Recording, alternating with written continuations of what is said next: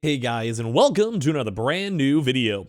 In this video, we actually have some very intriguing news over here where we're actually now seeing the court themselves, like an actual judge, is actually now putting a lot of pressure over here on Sony and the PlayStation 5, and basically trying their best to go and kind of be like, hey, what kind of deals do you guys have? Are you guys making these work? Is like, what's going on? What's the leaks? What's the actual proper contracts of everything we keep on watching and looking for and kind of trying to go and figure out over here? Because, well, as we go and look through this stuff, we see through all this stuff, we kind of see a lot of these weird back alley deals, a lot of weird contracts, and as well, we even saw some big stuff when it comes to Activision, where Activision themselves are like, well, hey, we have actually like proper exclusive contract with Sony and stuff for the PlayStation. So now we're actually seeing a little bit more of the heat, I guess, kind of coming out over here when it comes to the consoles, when it comes to PlayStation, when it comes to Xbox, the Activision deal, and everything all in between. So if you guys will stay tuned, relax, and enjoy the video itself, make sure you guys are subscribed with the notifications on. We have the Twitter and Twitch link down below. We have the Target links down below, the Amazon links down below, and all the usual stuff. And leave a like, your comments, and thoughts, and let's go and dive into this video itself. So as I'm sure you guys know, when it comes to this stuff, there's been back and forth. We made a lot of videos on it because more and more details keep on popping off when it comes to everything. When it comes to the actual deals, when it comes to the contracts, and right now we still have to finalize this last kind of big step of if it's a monopoly, if it's good for the gaming industry, if it's good for people like the consumers like us, and well, is Europe actually going to allow this to all go and happen? As of right this second, kind of go either way, we're not really sure, so we're kind of just hoping for the best. But right now, a judge is now making Sony reveal its PlayStation 5 exclusivity deals to Microsoft, which is now, like as I mentioned, this is like legal law. Like this is really like, hey, Sony, if you want to go and support your case in terms of do you want this deal or not to go through, you have to go and, well, you have to reveal it. It's like literally a court order. It's like by a judge themselves, and they have to follow suit. And of course, whenever there's usual court stuff, it then does go public because you usually have a court docket, and the court docket basically has everything out there where it's like, this is the motion to appeal, this is the appeal to the appeal, this is the objection to the appeal to the objection, whatever it might be. So overall, we're not gonna be seeing some intriguing stuff where an administrative law judge from the Federal Trade Commission, or the FTC, has now upheld parts of Microsoft's subpoena of Sony Interactive Entertainment. This means that the latter will be compelled to reveal documents outlining its exclusivity deals. So basically for this one, is literally ordered by the court, like I said, to go and outline all these exclusivity deals. In preparation for its legal battle with the FTC on the antitrust grounds, in case you guys are unfamiliar, basically antitrust is more on like the monopoly side, Microsoft demanded access to various documents belonging to Sony in an effort to build a case. So basically, you just want to have all the information so you can make like a nice valid description and kind of figure out from there. Microsoft's proposed acquisition of Activision Blizzard has drawn concern from both the FTC and the UK government, who fear that the acquisition will lead to exclusivity deals and might reduce competition in the video games market, breaching these antitrust laws. And that's still been the big issue too. I know you guys have heard a bunch, don't worry, I'm even annoyed at it myself, where we just basically know that all this stuff is, well, it just has to be figured out. Like, people just have to make the final call and go and see. But these big things can actually affect the market, the game market, everything else a lot. And this is why it's even more of a bigger issue, because Sony themselves now having to go and like subpoena and give out all this information is a big deal. Now, when it does come with Sony itself, they usually have been very laid back in terms of what they show. They don't really like showing like a lot of contract numbers. We saw some big deals when it came to basically Fortnite, and before it was actually leaked where Sony was actually like the big like hold up. They did not want to go and deal with any of these exclusivities. Like they did not want to go and, well, do it. They didn't want to have to deal with like these cross-platform stuff. They didn't want to deal with a lot of other actual like bringing, say, like God of War to Xbox. They just didn't want it. And it kind of makes sense if they have like the leverage and they don't need to go and do it, and their company does fine without it. Then yeah, at the end of the day, it's not too bad.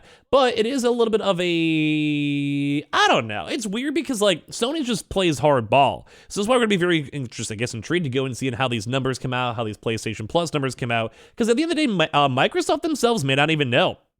Like they literally may be sitting here being like, I don't know, we'll hope like $5 million is what Sony's paying. And then what if Sony's paying 3? What if Sony's paying 10? And this alone actually might be some huge leaks that come out on these dockets. So basically, Microsoft is in the process of building an argument to allay these fears, in addition to signing a historic deal with Nintendo to bring Call of Duty back to their platforms. Microsoft subpoenaed documents from Sony in order to use the latter's own exclusivity deals to strengthen the legal position. In a court order dated by February 23rd, it was ruled that Sony Interactive Entertainment's motion to quash the subpoena is granted in part and denied in part. Those may seem pretty ambiguous. The order did make a very important assertion to the case, stating that the nature and extent of Sony Interactive Entertainment's content licensing agreements are relevant to allegations of exclusivity arrangements between video game console developers and video game developers and publishers. So they're basically trying their best to go figure out the information, the details, and everything else in between, and that's about it. They're basically trying to be like, hey, like, what is actually unique? What is actually different? What's actually, like, I don't know, special, like, at the end of the day? And I think that's cool. Like, I think the idea that we get to see this information out unfold, it might be bad for both parties. Like, if they have these, like, unique contracts that just are not good. Or maybe, like I said, Sony's maybe overpaying. Maybe Xbox is underpaying. Maybe we don't actually really know until it actually goes against file. But I think with the idea to go and see, like, how much a PS Plus game would cost, or how much a Game Pass game could cost. Like, I think these are actually very intriguing for me, who's more of a numbers guy myself. So Sony's legal counsel attempted to argue that the sheer burden of reviewing these documents made the process unimaginable. However, the order countered by stating that the alleged burden of having to review an excessive volume of contracts is materially decreased because the applicable data range will be from January 1st, 2019 to present. So this is basically them trying to get almost all the information for the past, like, 3 years and pretty much the entire console generation. Like, a lot of this console generation is actually, like, up there. I don't know, like, that's like pretty much the entirety of the PS5 and the entirety of the Xbox Series X is all up there. So the order on up. So that being said, parts of Sony's motion to quash were upheld, meaning that the order isn't a complete legal victory for Microsoft. Microsoft made a curious request, though, for documents pertaining to the performance reviews of Sony President and CEO Jim Ryan, as well as those who directly report to him. Now, this is actually very even more intriguing, too, because it's basically them trying to go get, like, the nitty gritty. They want to know the actual details. They want to know the actual stuff.